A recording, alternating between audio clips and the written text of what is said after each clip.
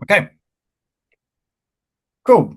Okay, my name is Simon Pedley. I'm the head of product, used to be head of academia at the Medic Portal. And today, what we're going to be doing is talking through what to do if we do not get any offers. So, what we're going to talk through, we're going to do some just sort of quick introductions between some of the people who are on the call at the moment.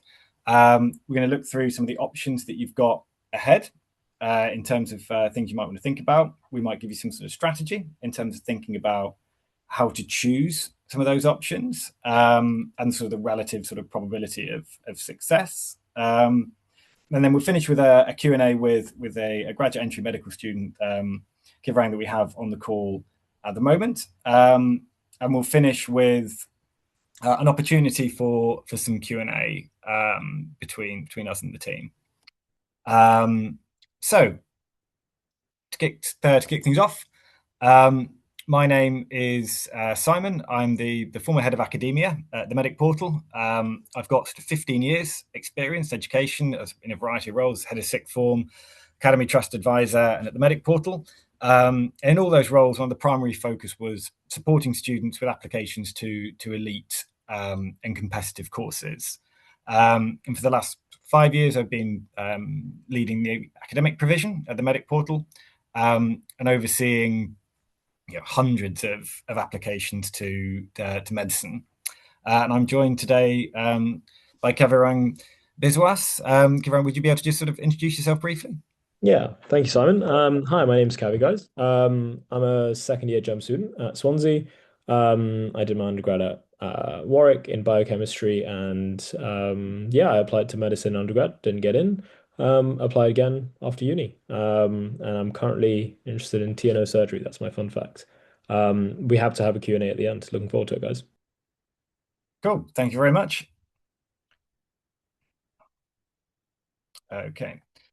And yeah, just to get things started. So we're assuming that in our sort of current position, those of us who are joining today, we've either got sort of no successful offers, say with or without, say our fifth choice, or we've provided sort of alternative offers for say non-medical courses, or maybe we've been offered say deferred entry offer for medicine, or we didn't apply to university, but we now regret doing so. We've applied for a different course, and we potentially sort of regret doing so, among many other potential options. But no matter what your situation is, your options do remain open at this stage. I suppose the thing that we would say is that you may just have to take the scenic route to medicine. And what we're going to do today is talk through about 10 different sort of alternative approaches that you can look at. And we will have supported students, in the last 5-10 years since we've been operating the Medic Portal, who will have done these sorts of options. Some sort of more common than others, but we would have supported people with any sort of number of these different options. So I'm going to sort of run through some of the options ahead that you like to be able to look at. So the first one is UCAS Extra. And this is available really from February until July. And this is predominantly open to students, or is open to students who have no offers or who would like to withdraw from their existing offers to apply for a new program. This is accessible to the UCAS search tool page. You need to remember to make sure that you're adding courses with vacancies and your residency, say UK, EU, international, as a filter. It is honestly uncommon, though it's not impossible, for universities to be available on Extra. So you need to keep a frequent sort of check if that's something that you are interested in. Now, the thing that is really important to bear in mind for UCAS Extra is that it is only open to students who have no offers or who'd like to, so like, which is the same essentially of withdrawing from your existing offer. So if you want to take a gamble on, say, UCAS Extra, and you've got an offer, say, obviously it's less of a gamble if you've got no offers. But if you do have an offer, it's absolutely fine to go and look at UCAS Extra and see if there are any places that are available. There's no issue or problem with you looking and taking a look. However, it is a real gamble because what you will need to do is to decline any offer that you currently have before you can make an application. And what these universities, if they are listing places available through UCAS Extra, they're not saying that, well, we've got a place available for just anyone who wants to turn up, come in, no issue. They're saying that we have places available for people who would want to apply for them. And so they will assess your application again, just as they would have done if you had gone through a sort of standard application. So the risk is that you are turning the offer down, that you've got without a guarantee, even if the places are available, that you would necessarily get that offer if it went through UCAS Extra. So again, if we don't have offers, or if you have an offer of something that you really, really don't want to do, then applying through UCAS Extra isn't particularly risky. But it is more risky if you do have a place where you would consider that you may well like to go. But that's something that, again, just checking is not really an issue in terms of any sort of application problems. You could potentially, again, look through UCAS clearing. So this is available after respective results day. So this would be July for IB candidates, August for A-level candidates. And this is open to anyone who didn't receive any offers or none that you accepted. You didn't meet the conditions of your offer, or you declined your first place. Or declined your firm place, sorry. So universities might open up clearing when they've exhausted all their eligible candidates in their waiting list. And so they would then put those additional places through UCAS clearing. So as with UCAS Extra, you always do need to make sure you are filtering by UK or by international fee. In terms of, you cannot have a clearing place, so alongside an existing offer. So if you hold an offer and you want to use clearing, you do need to decline the existing offer, and then you enter clearing automatically, and you can now approach universities with vacancies. Again, through clearing, what universities are doing are listing the places that they have available, but you will need to approach them yourself. So you need to go and make sure that you are getting in touch with universities through clearing, and those places do snap up very quickly. So if you know that you're going to be going through clearing, or likely you're going to be going through clearing, you need to be making sure that you are looking at the clearing site very, very early in the day to make sure that you're going to be able to snap those places up. So that is another option for you to look at, along with potentially UCAS Extra. Now, what I will say is that for medicine, it is very unusual for there to be those additional extra or clearing places. It's not unheard of, and it is worth checking, but it is not something that is super, super common. And those offers are going to get sort of snapped up relatively quickly. Now, depending on your fee status, there may well still be medical schools open for direct applications, and these are ones that are off UCAS. So University of Buckingham in the UK, so this is a private university, so the tuition fees are significantly higher. Now, if you are an international student joining us from wherever you are, I hope you're very well. I hope the weather's lovely. It is here. Sorry, I lost my train of thought. If you're an international student, the fees aren't going to make that much of a difference, because whatever you are paying anyway is going to be fairly high regardless. If you're a domestic student, then fees at private universities are going to be much higher than a standard normal UCAS university, but they do accept direct applications, so you don't have to go through UCAS again. Other universities where you can look to make direct applications if you are international students are Brunel, St Mary's, Hertfordshire and Lancashire. So if you're a UK student, you can make a direct application to the University of, you can make a direct application if you're a UK student to the University of Buckingham, and if you're international. If you're international, you can make a direct application to the 4 universities listed there, but you can't if you're a UK student. Again, the other thing to stress is just the difference in fees. So, like if you are a domestic student, that's something that I think would need to be thought about fairly clearly.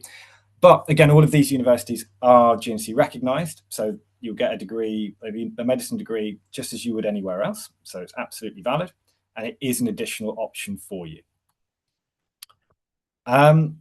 If it is a must to go to medicine for 2026, then you can cast your net a bit wider and look at options outside the UK. So we do work with a number of students who potentially are looking at the University of Nicosia. They're looking at Central European universities in Poland, Czech Republic, and Australia and New Zealand. So again, these will need to be self-financed. So we need to make that quite clear. The majority of these degrees are acceptable by the General Medical Council. Now, that's important because you will need to have your degree recognised by the GMC in order to be able to practice within the UK. You can check directly with the GMC to see which degree courses are and are not recognised. These tend to have slightly more rolling applications. So if you're really wanting to look at starting medicine 2026, then we can look at places like Central Europe that have more direct applications.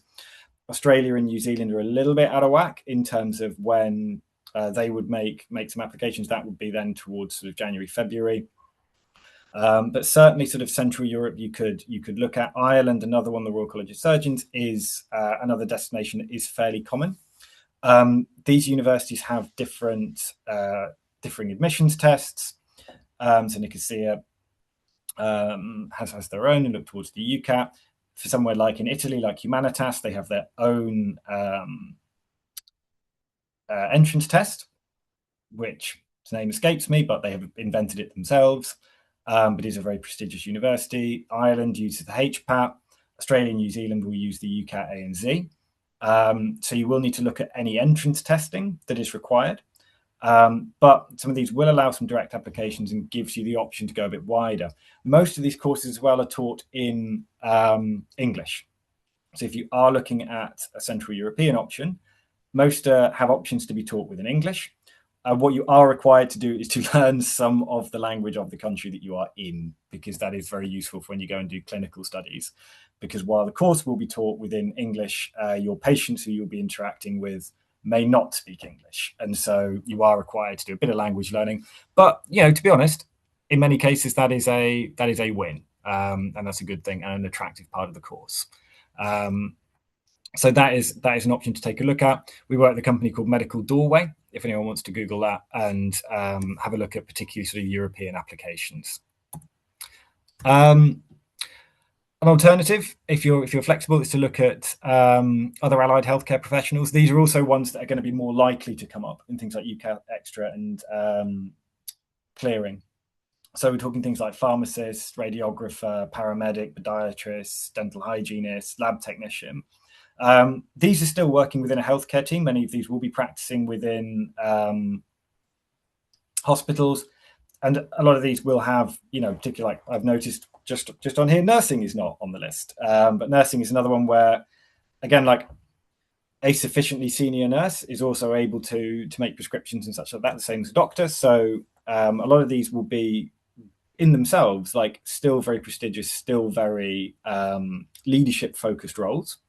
And so if it is really healthcare that you're really interested in, the practice of healthcare, then it may well be worth considering some other sort of allied healthcare roles and allied healthcare professionals, because that is a way of you really making sure that you're doing what you want, right? Like making sure that you are practicing healthcare as part of that core team. And there are excellent professional development opportunities within each of these roles. Like these don't need to be seen in any way as kind of sort of secondary roles. They can become very senior as well. And again, slightly more common for these to come up through clearing and UCAS Extra. You could reapply next year if it is something that you are absolutely keen on. Now, I'm going to talk through what you'd need to do with that and some slight differences here. What you're going to need to be careful about, if you have accepted a place and you enroll, which are two separate things. So if you physically enroll in the university, then it is quite, a lot of universities will look quite askance at that. So when we're talking about reapplying next year, what we're not talking about is starting another degree and then pulling out of that degree and then reapplying. It is not accepting any offers this year and reapplying the following year, because a lot of universities will either flat out say no or need a real justification for why you have pulled out of a previous degree in order to apply directly to them. So the benefit, and I am assessing, I was talking to somebody who, a customer who was on the phone to us the other day, who was asking a similar thing about how advantageous it is for you. And you will have, like, honestly, you'll have a lot of practice. Like you really will. Like, there's no reason to think that you won't have some edge in terms of an application the following year. You will have sat the UCAT before. You will have that over people who are sitting it for the first time. You will have done interviews before. You will have some, I'm going to come back to work experience and volunteering in a bit, but you will have done the personal statement. And potentially you might have a more informed strategy. And so one of the things that we really specialize in at the Medic Portal is looking at people's UCAT scores, looking at their academic grades and going, okay, which universities are you really in with a shot with, and which ones are going to be slightly more of a significant reach for you. And maybe when you applied the first time around, they just weren't a well-suited bunch of universities for the UCAT score that you had and the academic score that you had. You have the opportunity to potentially make a slightly more informed strategy if you're going through the second time around. Now, what universities are going to ask you, and the point where this becomes slightly more tricky, is what did you do with the year that you've taken out? You are not able to take a year out and just sit at the beach and then reapply next year. Okay. You're going to need to show what you have learned through that year. What have you done with the year that has made you a better candidate? Okay. Not only is your UCAT score hopefully going to be higher, you're going to be slightly more adept at interviews, but you're going to be able to say, look, I did this volunteering project, or like I worked in a care home for X, Y, and Z amount of time. This doesn't require you to go, I sourced, 15,000 hours of clinical work experience. All right, that's not what they're looking for. But they are looking for like slightly more work experience and voluntary experience than you would have had the first time you were applying, simply because you would have had more time in order to demonstrate it and in order to do that. So if you are thinking about reapplying, then you do need to make sure that you've got an answer to that question. What did you do while you were in that process of reapplying? Okay, and that's really important. We have some work experience resources on the site. We work with a company called Kissing It Better. So if you do want to have a discussion about ways in which you can sort of bolster your work experience and voluntary portfolio, then we would obviously be more than happy to have that discussion with you. Again, very restrictive on students applying for medicine whilst already at university. Okay, so you will need to declare on UCAS that you are currently involved in university if that is the case. Okay, so this can be quite a big barrier, and so we tend to say that an intentional gap year is possibly like to garner a bit more success. You've just got more options if you're not currently enrolled in a university. And then being enrolled is not quite the same as just saying click accept the offer, because you can still turn that down afterwards. It is the process of enrollment when you go to that university, typically during Freshers Week. Okay, so you need to make sure you are not enrolled in a university if you want to maximize your chances. Okay, if you are, or you want to try and sort of try your luck, then I would just sort of recommend really taking a look through university by university. Where do you want to go? What do you want to look at, to see what their individual policies are. Okay. So if you've got a sort of fifth choice that you're sort of fairly happy with, then there are some bachelor's degree programs that allow a transfer into medicine. And we do get asked about this a lot. And they are extremely competitive.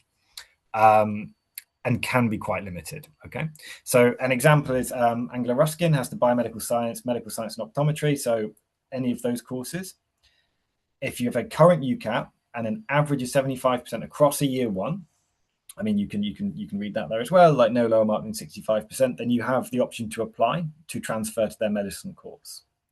The same at the University of Leicester.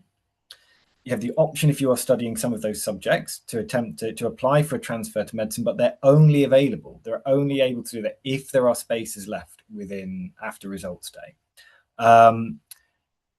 Big picture with the sort of transfer route is that, yes, there are some that offer it, but we would absolutely advise that if you are aiming to take that sort of fifth route, say it's biomedical science, and go, well, I know I'm going to just transfer to medicine after year one, right?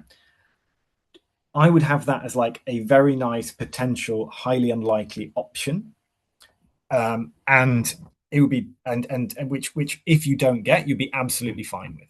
Okay. So if you were very, very happy to study biomedical science, but you set your eye on medicine and you might throw your arm in if you manage to get your scores right, that's absolutely the right attitude, completely the right attitude. I really don't want to study biomedical science, but I'll make it through the first year and then I'll apply to medicine and it'll be fine, is not something that we would advise. If you are very, very happy studying those courses, but you'd be even happier if you got that shot at going into medicine, but you were very happy if that gamble didn't pay off, that is, I think, what is likely to make the most sense, and what we would support people looking at. But we want to make sure that people are armed with the information, and these are the options that are available. So this is something that Gibran will be able to speak about with even more authority. You can take your existing offer for any non-A100 medicine programs, that's undergraduate medicine, and you complete the full 3 years. Then you'd be in a position to apply for an A101 graduate entry medicine in your final year, and this will be based on your predicted grades and the UCAT and the GAMSAT. So there's some strategy here. There will be a university that will take you no matter what degree you're doing, but some universities are limited to life sciences degrees, and that keeps most. So if you are doing a life science degree, so biomedical science, that kind of thing, that keeps most of your options open, because some universities do just limit to having a life science degree. But if you are doing something completely different, then it is absolutely fine to do so. The thing to bear in mind, right, is that if you are studying a life science degree, biomedical sciences, say, then it is very likely you will just need to sit the UCAT. If you are studying a non-science degree, so say history, it is usual that you will then have to sit what's known as the GAMSAT. And the GAMSAT is a substantially more difficult test to prepare for than the UCAT. Unlike the UCAT, which is very aptitude-based, the GAMSAT is very knowledge-based. There's sections on biology, chemistry, physics. You will need to make sure that you are absolutely up to speed on chemistry, on your A-level chemistry, your A-level physics, your A-level biology, your mathematics, which does take a lot of preparation. It does take a lot of preparation for people to be able to do that, and it does take them a while for people to get to that stage. And so if you're studying a life science degree, it should be fine, because you should have the ability to sit the UCAT. You'll be able to apply almost anywhere. If you're doing a non-life sciences degree, you are likely to have to sit the GAMSAT, and your options are slightly more limited, but they're not completely off the table. The other thing to think about is the funding. Okay, so for your undergraduate medicine degree, then your tuition is available just like sort of any other undergraduate loan. Okay, I'm talking mainly about England here. I want to leave like Wales and Scotland, Northern Ireland slightly separately. For the graduate entry medicine, it's slightly different. Okay, you will need to self-fund year one, but you do get a tuition loan of 6,500. So you'll need to fund yourself around 3,500 for that first year. By the second year, then an NHS bursary kicks in and you get a tuition loan as well. So the thing to bear in mind for a graduate entry route is that you will need to look at funding options within the first year, whether that's working, saving, anything like that. Um, the final thing to keep in mind is that graduate entry medicine applications are much more competitive. Okay, there are nowhere near as many universities that offer a graduate entry pathway, and often they don't offer as many places on their graduate entry pathway. So it is very, very, very competitive. When again I speak to people who are thinking about options and going, oh well, it's okay, I'll do whatever I want for 3 years and then I'll go and apply for graduate entry medicine. That's absolutely fine. Just make sure that the degree that you are doing for those 3 years is absolutely one that you are very happy to do. Make sure that that is one that you're not going to think, oh, I'm trudging my way through this for 3 years. It's not really what I want to do, but I'm going to apply for graduate entry medicine at the end. Because a little bit like with the transfer degrees, it's not, it is too competitive for you to be able to do that. Make sure you're doing a degree you'd love to do, and then know that you're going to apply for graduate entry medicine at the end. That's absolutely fine, but know that you're getting a really valuable experience for those 3 years, whatever happens when it comes to a graduate application. Um, and then finally, you can think about taking a sort of strategic gap year if you're just sort of thinking about what you want to do. Okay, so this is just an option for if you're unsure it's sort of right for you. Remember, you won't be able to apply elsewhere if you've already enrolled somewhere. You know, really have to take the view that once you're in, you're in.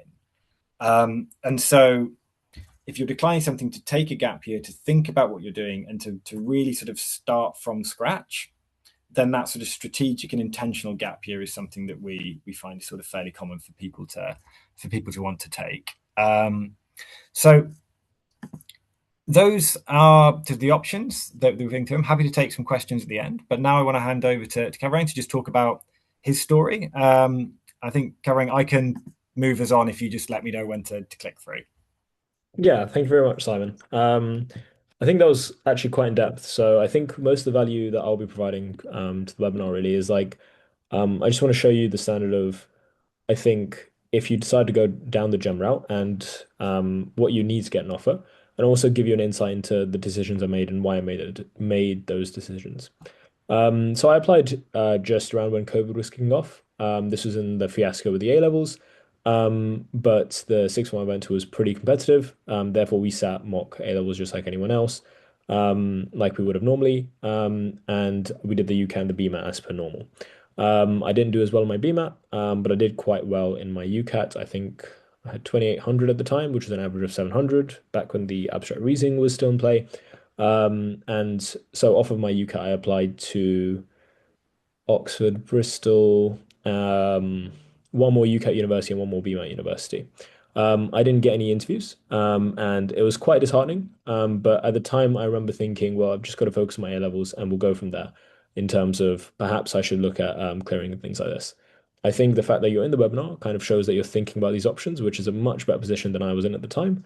So well done. I think having a plan of what to do going forward when you've got your initial, like, you don't have any offers is a really, really good idea. And that's kind of the theme of my pre-medicine journey, really. Um, I had an offer from Warwick in biochemistry, and I did actually think about my fifth offer quite a lot because I wanted a good backup. And biochemistry was a subject I was really interested in. And so I was quite happy to take that route when the time came, when I was given my options. Yeah, I think we're happy to move on, Simon. I think that's all there. Perfect, thank you. And so here I am. After getting no offers, I decided to accept my undergrad offer at Warwick. I decided not to go down the idea of taking a gap year because I didn't really have any volunteering or anything planned. And I thought it would just be good to just keep studying and see what opportunities there might be afterwards. And so I kept my options open. And more importantly, I acted as if that degree would be kind of my career even if I wasn't 100% certain. So I'd find all these research opportunities and really just get stuck in the first 2 years. And I think that's really, really important to hit the ground running when you do get into your undergrad degree, if you go down the route of continuing university after your A levels. I shadowed clinicians. I got into a lot of research projects. I presented at an international conference. It was great. And I was gearing up for graduate entry med at the time. Like Simon told you earlier, the GAMSAT and the UCAT are kind of the two main ones that exist outside of the HPAT and the MCAT for US universities. And the first thing I did was just kind of get a collation of all the universities that I could apply to, or the ones that I wanted to, making like a hit list essentially, and then what their requirements were. And this really helped me keep a running track as I was going through of what requirements I needed to meet, when that would have to happen, and what the timeline looked like. This was around midway through first year, so a year from now, as it were. Um, if I if I was starting university. Um, yeah. And I think the main thing here, the thing I learned is being really organized is really, really key. And websites like the Medic Portal and different forums really, really help in terms of organizing all this information. And I think having access to like this information at the tip of your fingertips, and it's getting even better now with competition ratios available just online that you can search up is like fantastic. I didn't really have a lot of that when we were going into GEM. I knew it was roughly more competitive. It was like an 8 to 10% competition ratio for pretty much every course in GEM. But what's important here is I didn't just apply to UK universities. I applied to Irish universities, and I was hoping to take the MCAT before I got my offers. So I'd kind of been preparing in second year, and that was a really, really tough time, kind of balancing all these plates. But the fact that I had all this information kind of on the side and I knew what I needed to do made it a lot easier. And I think what I learned really, and that's helped me a lot in my current degree, is just you've got to be really organized, and you have to have a plan, and you have to have a backup if things don't go the way you want them to go. And you're going to have setbacks. There's going to be days when I didn't really enjoy being in the care home, getting my work experience in. Those days when I'm not really sure what I was learning during my clinical hours, but I knew I was working towards a goal. And I think that's really important, and something they really look for in your interviews, in GEM or otherwise. So I think I'd be happy to answer any questions. Is that what's up next, Simon? Yeah, that's fine. Yeah, thank you very much. That was really insightful. So I just want to sort of finish off with just some sort of Mhm. things that it'd be useful for you to think about yourselves. And then we can answer. We've got about 10 minutes for a Q and A. So the first thing you want to think about is medicine 100% what you want to do, and almost what is your risk appetite? Okay, particularly if you are holding current offers for other things. Is medicine 100% where you want to go, and how much are you willing to gamble on trying to get there? Are you willing to wait an extra year? Is going this year non-negotiable? And like that opportunity to do work experience and volunteering, does that fill you with the excitement to do that? And are you ready for that intense prep for UCAT and interview all over again? Okay. If you are dreading it, that might be something to think about in terms of whether that's what you want to do. Now, only you can make that decision, but we are more than happy to help you and more than happy to have a chat about the best way of supporting you. And I'm going to leave this here for about sort of just while I sort of rattle off the sort of end of this, because then I'm going to stop sharing the window and we can do a bit of a Q&A where I can see some of the questions a bit easier. But we'd love to talk to you. So if you want to sort of scan this QR code now, then that's a way of booking a free consultation with us, and we can sort of discuss your context, see what's right for you, see the ways that we can help. And I'm sure this will be sent in an email to all attendees anyway. But if that's something you've got a phone now, you want to give that a quick scan. We would love to have the opportunity to speak to you about your particular situation and what you would want to do. Because I'm going to stop sharing the screen now. And here we go. And so, yeah, we'd be more than happy to answer any questions that you've got. And I can see that there is a question in the chat. So, first question from Fro: what are the chances of getting in while on a wait list? And Haley, it says here that you would like to answer this question live. So my colleague is on the call. Hello. Sorry, apologies everyone. I have like slightly less voice today than usual. I speak here with around 10 years of experience of supporting students in schools with their medicine applications. I've helped over 500 students be accepted. So I wanted to just jump on quickly and explain from my experience, but what I've seen. I feel like I have seen a small number of students be pulled off a wait list. So if you're referring to a wait list that you have had the interview in that university, you haven't yet had a rejection, but you are just on the waiting list, I have seen that convert to a successful offer. It can be around this time of year. It can also be after results day as well, because after results day, don't forget, people will, and sadly, not have met their conditions or have chosen an alternative offer, whether that be in the UK, perhaps they've changed their mind, or they've withdrawn for other reasons, whether they wanted to take a gap year or whether they want to go overseas. So it is possible, but I would say begin being rational and begin planning for plan B, as the likelihood is more that the waiting list is still a competitive list.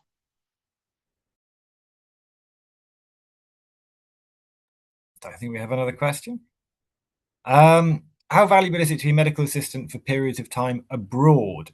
So in, say, Tanzania. It's not of no value, I would say. And again, I'll give the opportunity for Haley and Cameron to jump in as well if they want to correct. But like, what you need to demonstrate a couple of things to universities around sort of volunteering, work experience, that kind of thing. So you need to be able to demonstrate, yes, like the importance of compassion, the importance of empathy, the ability to communicate with people, the experience of communicating with people, and building up that kind of experience. And work experience Tanzania will be able to do that, right? Like those are relatively universal. Like they are also things that you could develop, you know, if you're working in a cafe or something, right? And that's not to downplay that. Those are really important skills. But what it doesn't do is to give you insight into the operation of the NHS, and it doesn't give you that insight into how the NHS is structured, how the NHS works, particular pressures within the sort of UK healthcare system that you would also get if you were working, say, within a care home within the UK. You would be able to get some sense of like that sort of broader picture and that sort of closer focus on particularly British healthcare as well. So it demonstrates the softer skills and the general sort of character and stuff like that. But it would be good to have something as well that was slightly more sort of UK focused as well, in order to give you that bit more of like an ability to talk about the impact within the NHS. I don't know if any of my panelists want to jump in and add anything there. Yeah, I think on this idea of like experience, especially work experience or clinical experience, I think getting things that are more hands-on is definitely of value. And I kind of have to echo what Simon said there. Like a lot of questions that they ask you in interviews are specific to the NHS. I think if you had the opportunity to have this experience in the UK versus Tanzania, I'd probably go for something a bit more closer to the UK, simply because it's going to be more relevant um, in your interviews. Um, for example, I think a lot of the experiences I had, I'd keep like a little reflection notebook where I'd write all these like how would X experience be relevant to the NHS and therefore medical school. And that's really, really important. I think you can do that anywhere, but I'm not saying it's just one of those things. If you can find something closer to home, I think that's a bit better. We probably have time for a couple more. Sorry, a couple more questions if anyone's got